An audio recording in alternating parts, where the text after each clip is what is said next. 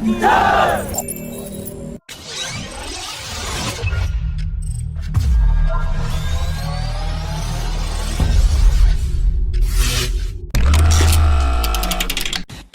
Indian Army has been proposing the integration of American AGM-114 Hellfire systems on both the Rudra MK-4 and light combat helicopters, but the DRDO has claimed that both the Helena and Saint anti-tank guided systems have cleared all trials and are ready for production, and the Army is delaying the order of indigenous systems over imported systems.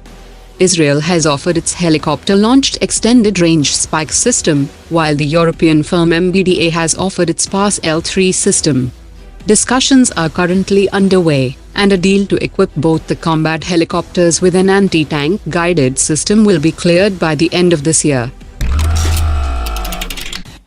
The Indian Defence Minister Rajnath Singh had a telephonic conversation with his South Korean counterpart, and both the countries have agreed to take forward the agreements in the field of defence technology cooperation.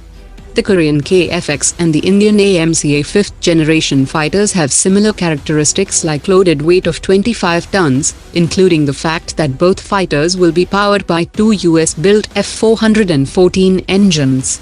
The project has an estimated development cost of around $8 billion, and if India partners South Korea in the development program, the capability gap of 5th generation fighter jet will be over in 2026.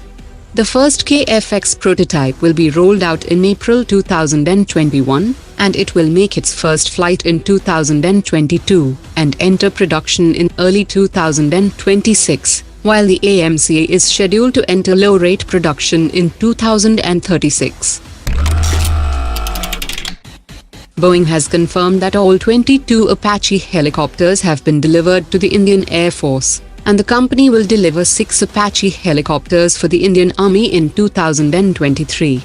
The Army version will be identical to the Air Force version in terms of capabilities, but the Army has decided to go with a different color scheme from the Air Force version.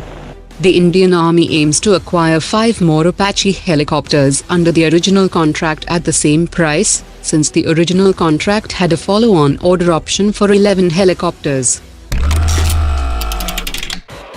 Russian experts have claimed that the French Rafale fighter would not help the Indian Air Force against the Chinese Air Force, as the Rafale will find it extremely challenging to outgun the Russian Su-35 operated by the Chinese, and even if the Indian Air Force deploys all 36 of its newly acquired Rafale fighters, the technical superiority would still be on the side of China.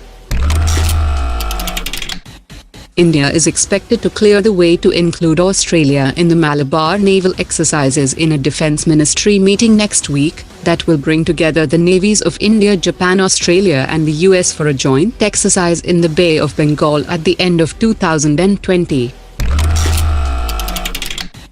The Indian Ministry of Defence has issued a tender seeking assistance in support of its planned corporatization of the Ordnance Factory Board, and the selected consultant will assist to determine the best suited model for converting the Ordnance Factory into one or more corporate entities, and the restructuring process is set to start in 2021.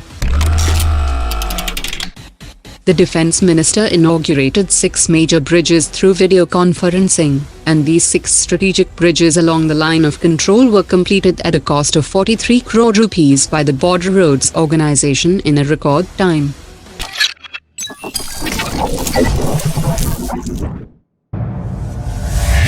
Omar dropped it.